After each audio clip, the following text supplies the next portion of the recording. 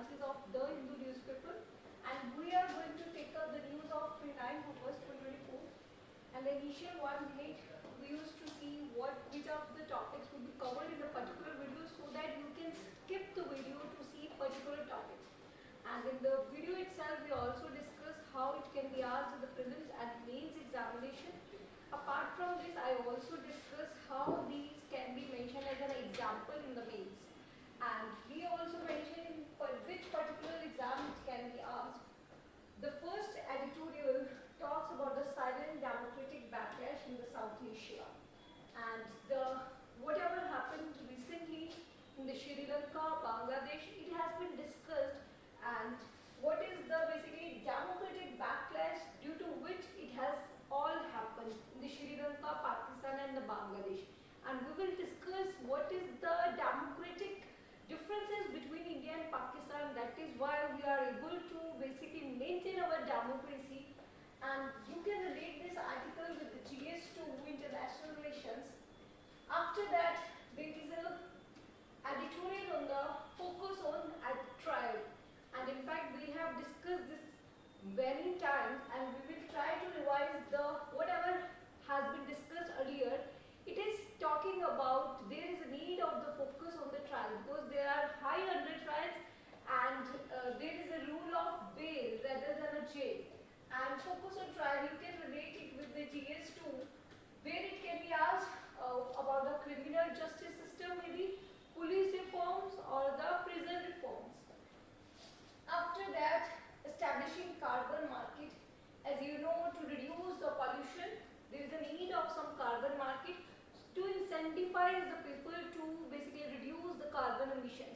And we will discuss what is basically criteria of the market in India and what needs to be done more. And you can relate this topic with the GS3, and also its schemes can be asked in the main prelims as well. After that, there is an environment ignored in the considering sites for the Nicobar Island projects. Basically, the recently announced Great Nicobar project, we will see the key objectives of this project, and after that we will also discuss the issues in it, and you can relate this topic with the environment that can be asked in the GS3, and moreover it can be asked in the prelims exam as well. After that, there is an editorial that talks about the issue recently seen in the Karnataka that has raised the debate and issue between the governor and the government. And we will discuss how it can be used in the GS2 if any question come on the federalism or the governor particularly. After that, we will see some of the information related to the prelims, as recently the agreement has been signed with the India and between the India and Russia. So we will see like what can be asked here in the prelims exam. Now, the first editorial that talks about the focus on trial. This is relating to the basically the recently bail of the Sisodia minister that was seen in the case of the excise policy, and this has remained in the news, and it is appearing again and again in the newspaper. You can predict one thing from this, that in the exam they can ask about this in GS2. There could be a question on what are the reforms needed in the bail. So maybe in the coming mains there could be one question that could ask about what are the reforms needed in the bail. And in fact, in the past, in the prelims exam, we have seen such kind of questions like difference between the police custody, judicial custody. They have asked about the prison falls in which subject. As prison is a state subject, it means there is a difference between the bail provisions of different states. It means there is no uniformity and parity. That creates a problem in achieving the right to equality. So this article talks about like we need to focus on trial, and we have to give them bail because the under trials issues is more. And this is also linked to the Money Laundering Act, the Prevention of Money Laundering Act, and recently the amendments were made in the act. And this is the screenshot of the video you can search, in which I have discussed like what were the amendments there and what are the issues mentioned in GS3. You can relate this topic with the GS3 internal security, and you can also relate it with the GS2, as it can be used as a political vendetta. So you need to refer this video so that you will be able to understand the amendments in the Prevention of Money Laundering Act. And now we will discuss about the current editorial. Although I have discussed all this on the 10th August 2024 news, but we will revise the whatever discussed in that. So there is a need of basically reforming the under trial bail system. As in India, how many there are under trials? I hope it is clear to you. Under trials are those basically those are in jail, but the conviction has not been declared by the judiciary. It means they are not declared as a criminals till now, but still they are in jail. And the problem is they have already completed the maximum punishment for the crime they are being put up in the jail. For example, whatever the crime they have done, for that the maximum jail could be 2 years, but they are staying in the jail since 3 to 4 years. So more than that they have already completed, but still the trial has not completed. Maybe in future the judiciary might say they are not even, they have not committed that crime. I hope you are able to understand. So basically, Satinder Kumar Antil versus CBI 2022. This was the case that highlighted some of the problems in the under trials, and you need to mention this judgment in your exam in the GS2. If any question comes relating to the criminal justice system problems, police reforms needed, and for the prison reforms, or maybe specifically question could come on the bail reforms. So there is an under trial population around 75% of the India's prison population comprises the under trials, and in fact in the jail there is an overcrowding rate. It means more people are being put in the jail more than its capacity. It means their human rights are not being preserved, which is around 118%. And bail adjudication relies heavily on the court discretion, as the bail, whether to give the bail or not, it basically applies to the judiciary's discretion. It means it gives the discretionary power to them. So there could be some bias in it. For this there is a need of the judicial independence. So might be there could be some political vendetta to use this bail provision, and maybe opposition party leaders could not get the bail, and courts often lean towards denying the bail and imposing strict conditions.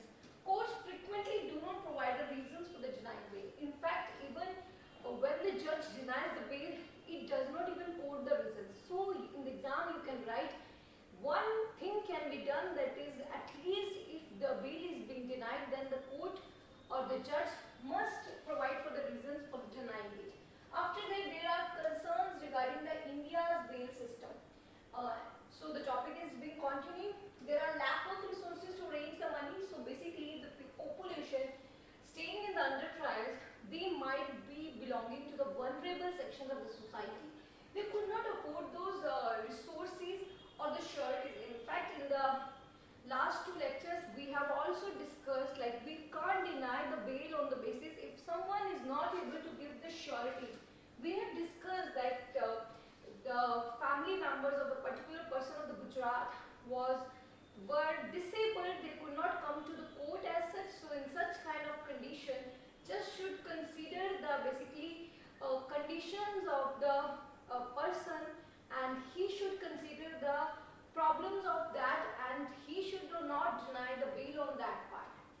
After that, the obstacles are to compliance, and other factors are they are lacking the residence of the identity proof, and in fact there is no safeguard against arbitrary arrest. I have already told you, might be they have not even committed the crime, but they are being stuck in that case, and they are being in jail more than the punishment of that crime. It means it's a violation of the human rights. We need to act fast on it, and for this bail reforms are needed. We need to bring the rule of bail rather than a jail, and to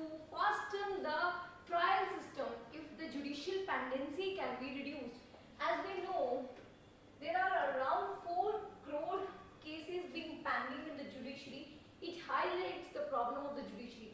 So this topic can also be asked if the judicial reforms is being asked, if there you need to mention about the issues relating to the judicial pendency, then you can relate with the under trials issue. And you can again mention about the until case. We need to bring the prison reforms and the judicial reforms all together so that we can preserve the human rights. And in this, current bail system assumes that all arrested individuals can afford the bail and having the influential background. That is why court generally tries to put up the strict conditions.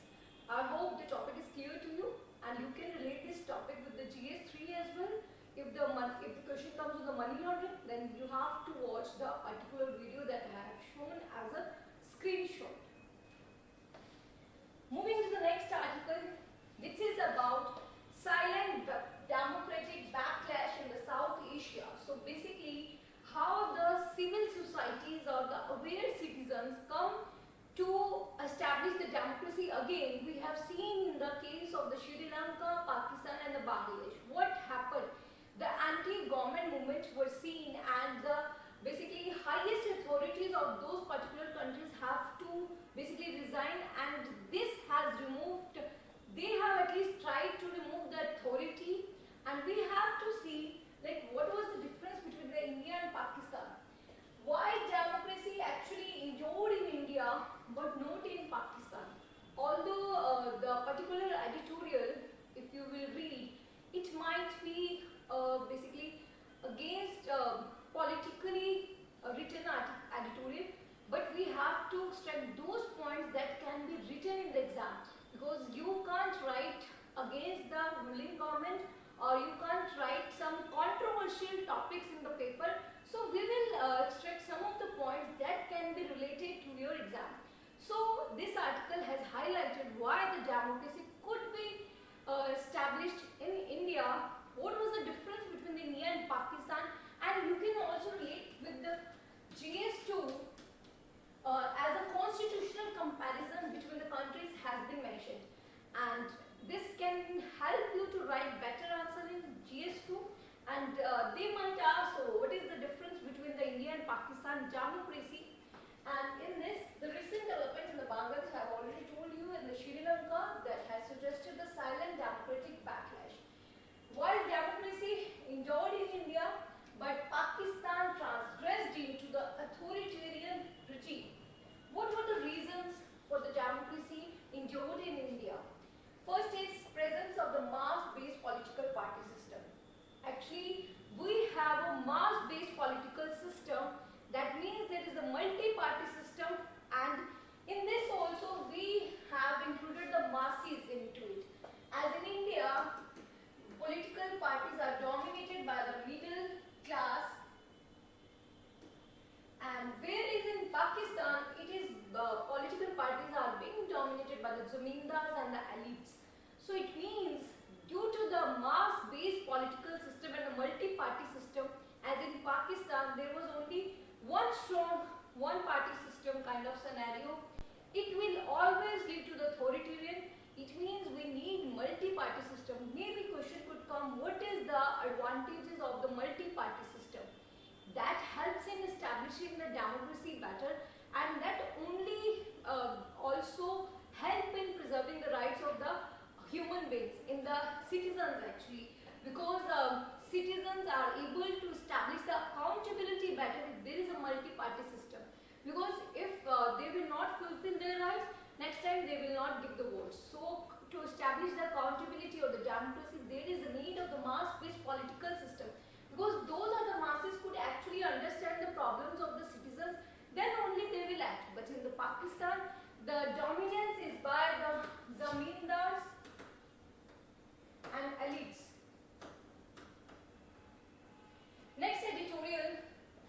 Next reasons that can be portrayed why democracy endured in India.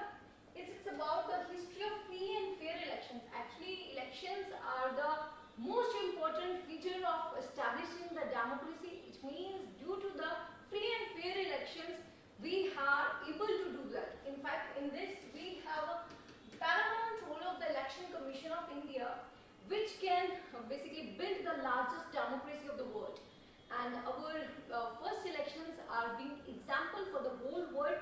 We were able to take up the whole nation together to give the votes, and the voter turnout has also increased in India by year, and you can see well accepted operative idea of the separation of power. In India, we have a separation of power adopted, and although there are checks and balances also in the separation of power, this is the topic that has been mentioned in your GS2 syllabus specifically, and so you need to prepare at least 2-page notes. You need to understand what is separation of power. For example, basically power has been divided between 3 legs of the government, that is basically legislature, executive and judiciary. So the power has been divided between them, but we have avoided the strict separation of power like US, because we have adopted the parliamentary system. You need to revise the topic of separation of power. Due to this, we can check the authoritarian regime. And one of the points you have already got, if they will write what is the benefit of the separation of power, then you can mention it can help in establishing the democracy, it can avoid the situation of the authoritarian regime. After that, the constitutional vision and the anti-colonial legacy did well in the Indian case to maintain the dominance of the civil rule over the military rule. Actually, the thing is, in India, there was never a military dictatorship, but in Pakistan, we have seen so we are able to establish the civil rule over the military rule, and in this, our political leaders have played a very important role. Like in the past, after independence, Krishna Menon has played a paramount role in it. And due to the constitutional reason, so constitution, due to the rigid and a strong constitution, we are able to do that, and we have a strong anti-colonial legacy, due to which we are able to basically maintain the dominance of the civil rule. I hope the difference is clear to you why we are able to establish the democracy, but Pakistan did not. But some of the problems also existing in India, although we are seeing the cases of curbing of the freedom of speech and expression, and there are some cases of sedition as well. These are the kind of problems that can be asked in the GS2. What are the problems still we are experiencing? That is a executive overreach. Executive overreach is again the separation of power. How the executive overreach has been seen in current politics of India. For example, we have seen the re-promulgation of the ordinances. It means it is basically bypassing the legislature of India, and apart from this, we are also seeing the more and more delegated legislation. It means the rules power has been delegated to the executive, and this power has been increased through the ordinances maybe, and by making the provision in the law itself. So we are seeing the executive overreach, and there was a lack of strong opposition also. Like we have seen in the past 2 Lok Sabhas, there was no leader of opposition. It means due to this, the parliamentary functioning was also affected, and we have also experienced one of the things that laws were not discussed as such, but they were passed in a day, or maybe, like for example, economically weaker sections was passed in a day without even discussion. Same was the case with the farm laws, and we have also seen the covering the bills as a money bill. By declaring any bill as a money bill, it will bypass the Rajya Sabha. That has reduced the basically deliberation and the discussion in the parliament. Which of the bill was covered as a money bill? For example, Aadhaar Act was passed by declaring it as a money bill. So Rajya Sabha was bypassed. So you can also relate this topic with the functioning of the parliament. And this is the topic can be asked in GS2. It means whenever you are reading any editorial, try to keep this in mind. How to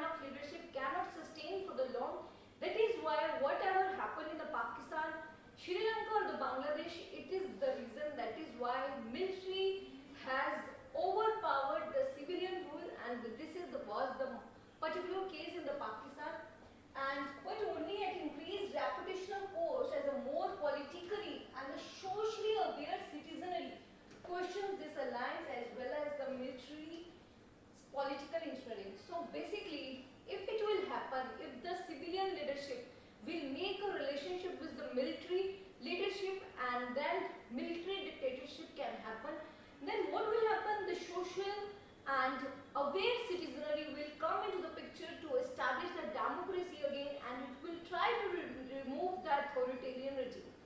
You can also relate with the topic of role of pressure groups.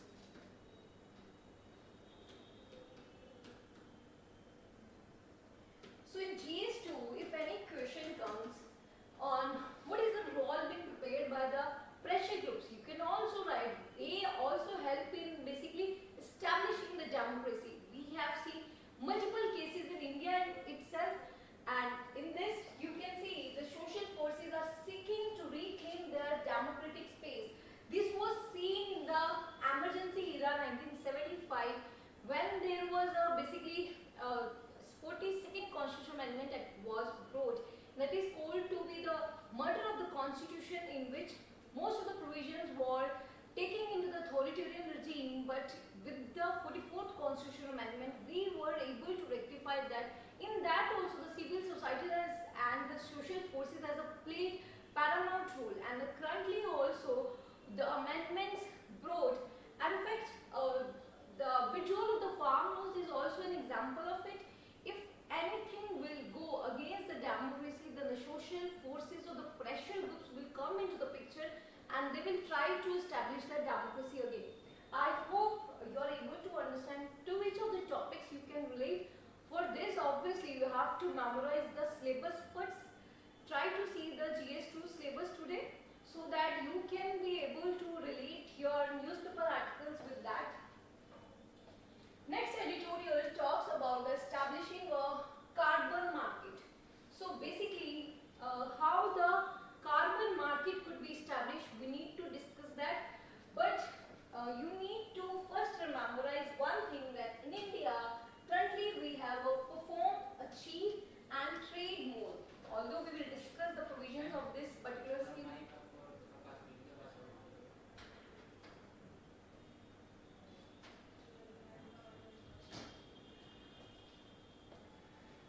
We will discuss the scheme perform, achieve and trade, and in this firstly see in the budget speech the finance minister signals that polluting industries such as iron, steel and aluminium will have to conform to the emission targets. So basically the emission target, basically to achieve that, finance ministry has said in the budget speech that it will focus on the emission targets. It means we are considering to achieve our NDCs, that nationally determined goals, or the INDC targets you can say. So the roadmap needs to be built for moving from the energy efficiency targets to the emission targets. Firstly, you need to understand, like in India, currently we have a perform, achieve and trade scheme, but we need to bring the emission carbon market scheme. Firstly, see what is the perform, achieve and trade mode.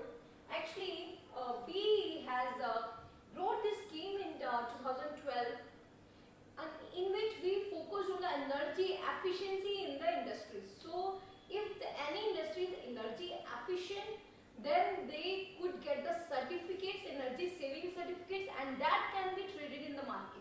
So it is also a market-based mechanism in which energy saved certificates are being traded, and this also includes the energy saving mechanism.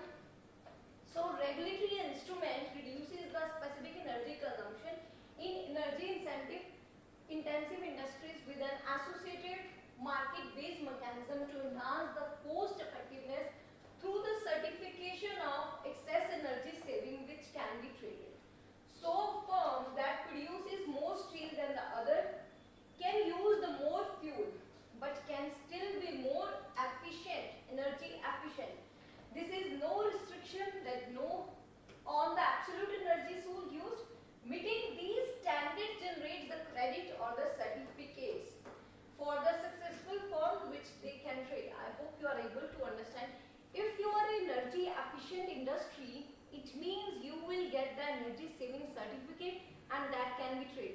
So in the current regime, in the perform, achieve and trade, we are focusing on the energy efficiency targets. But we need to move to the emission targets. So carbon emissions could be targeted. So in this, I have already told you saving certificates are being traded. In contrast, in the emission target trading, it will be a cap and trade. It will be a market-based approach. But what will be focused? For example, the emission target has been given to you. If you have basically emitted less than that, then you will get the certificate and that can be traded in the market.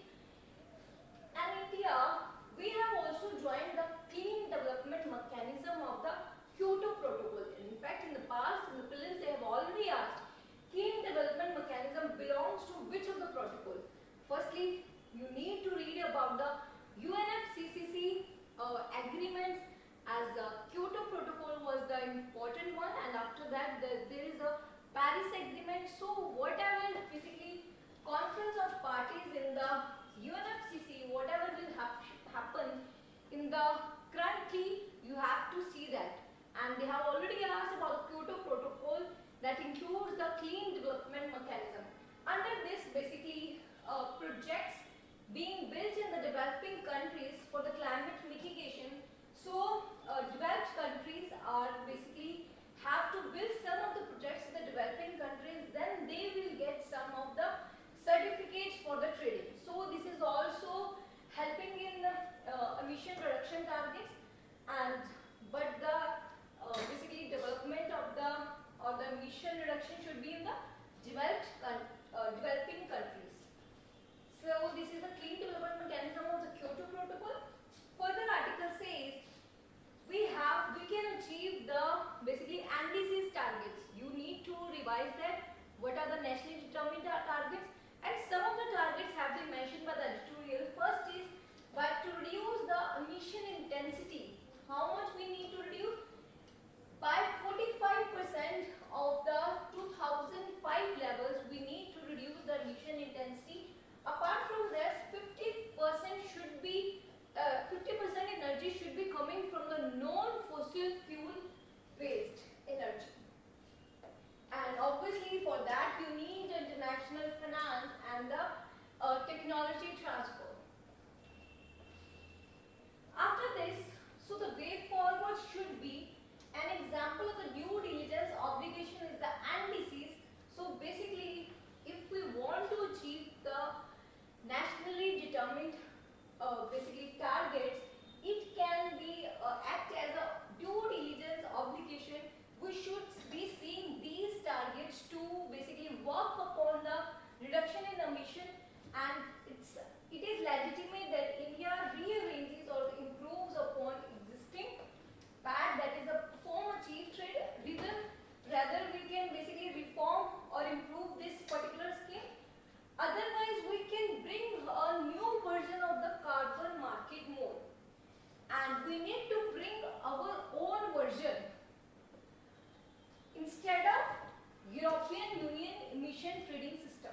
In fact, in the prelims they can ask ETS system, that is emission trading system, belongs to which of the country, and in the past also they have asked about the particular law of the European Union. So they, in the option, they can give different countries and the European Union as the answer. So you need to remember emission trading system is being established in the European Union, but we need to bring our own version. I hope you are able to understand. This article is talking about we need to establish the carbon emission market, so that the carbon emission targets are being traded. And with this we can be able to achieve the nationally determined targets.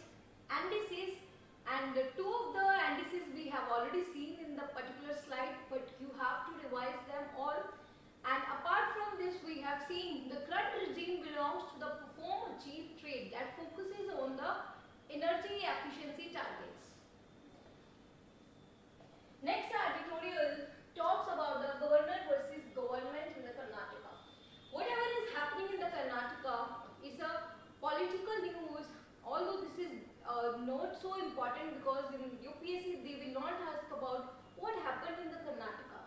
But you need to understand, you can relate this news with the GS2 federalism topic. You can also relate it with the separation of power, and in the federalism they can specifically ask about the governor. So basically, what if federalism says the separation of power or the division of power between the center and state, as there is a schedule 7 that specifically defines what is there in the union list, state list and the concurrent list. But we have a governor as a institution in the states that are being that are not elected as such, but they are being basically appointed by the central government. But the point is, these should not act as an agent of the central government, they should act independently. And for this, there are many commissions that are being set up to basically improve the situation. That is the Sarkaria Commission and the Punshi Commission. You need to read the recommendations of them. What reforms can be brought in the governor institution? For example, we can bring a security of tenure for the governor, like for example 5 years tenure maybe. And we can also bring the one more thing, that governor institution can be removed by the Council of Ministers rather than just president, as currently governor is being removed by the president, that too on the basically recommendation, aid and advice of the Council of Ministers. So basically governor office can be removed by the Council of Ministers of the state, and apart from that the security of tenure can be brought. And there is also a need of some independent mechanism to resolve the issues between the governor and government, that is a CM. And we also see such kind of examples in Delhi government as well, LG versus CM. So there are a lot of examples that has raised the question on the relationships between the governor and the central government. So you need to just use such kind of examples, like for example, if the question comes on the governor, they will ask what is the role played by the governor. For that you need to basically refer to the basics in the constitution for it, what role it plays. It also needs to act on the aid and advice of the Council of Ministers only. And after that, if the issues are being asked, then you can write about the issues of the federalism raised in the governor, and you can give multiple examples. We have seen the case of Tamil Nadu, Karnataka, we have seen the case in Maharashtra as well, in the Sikkim also, and in the Delhi we see. So you will get such kind of examples in the newspaper, but you need to understand where to use such kind of information. I hope you are able to understand. So in the way forward, you can mention about the Sarkaria and Punshi Commission as a way forward to reform the institution. And also you need to see there is a need of the governor to maintain a democratic institution as well, as it helps in basically maintaining the balance between the central and states governments as well. Next article you can relate with the prelims, and this is saying the India and Russia sign a working plan to handle the emergencies. Basically, the recently joint Russian-Indian Commission on the cooperation in the field of emergency management. Even you can see this news in the PIB, where it is talking about the Indian Commission on the cooperation in the field of emergency management. So if the question comes, cooperation in the field of emergency management, in which two countries it has been signed, then you have to tick the Russia. And similarly, such kind of basically questions has been appeared in the prelims, and again it can come. One thing we have learned that emission trading system belongs to the European Union, and the other thing we have learned that the cooperation in the field of the emergency management, if this question comes, then Russia will be the answer. Next, editorial of the article. This is the article that has appeared that has been saying the Nicobar Island project. In such kind of project, we are ignoring the environment, because Nicobar is basically very geostrategically located, but this is also environment vulnerable also. This is the location that could impact the environment of the whole ecosystem. It will impact the local or the indigenous tribes. Firstly, we need to see what is the basically Great Nicobar project. It can be asked in the prelims exam also. What will be the key objectives here? Firstly, there is a strategic importance of this project. Like, we could be able to counter the expansionist activities by the neighboring countries.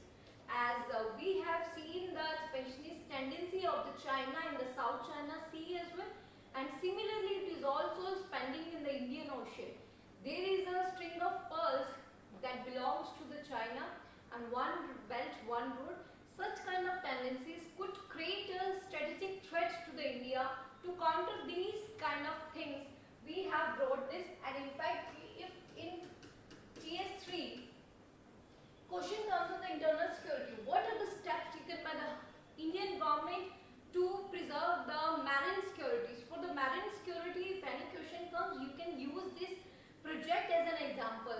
Indian government has taken a Great Nicobar project to basically counter the expansionist activities, and it will also help in reducing the illegal activities. For example, Myanmar's fishermen are doing the poaching. So in the organized crime, you can use this example, and in the bordering marine border management, you can mention this.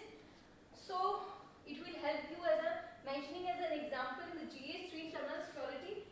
Apart from this, we are also building the infrastructure development, and for this 72,000 crores has been given, and infrastructure will build, that is a greenfield international airport with a dual military civilian functions. It means we are also developing the nation militarily also, and under this we are also building a power plant that will be the gas and solar based. It means we are also introducing in the renewable energy. If any questions come into this particular in the mains geography, there also you can use the Great Nicobar project as a government step. And the Great Nicobar project as such can be directly asked in the prelims examination, so you need to see the key objectives. I hope you are able to understand where it can be used. We are winding up the discussion. We have discussed all of the articles important today, and we will meet tomorrow at the same time.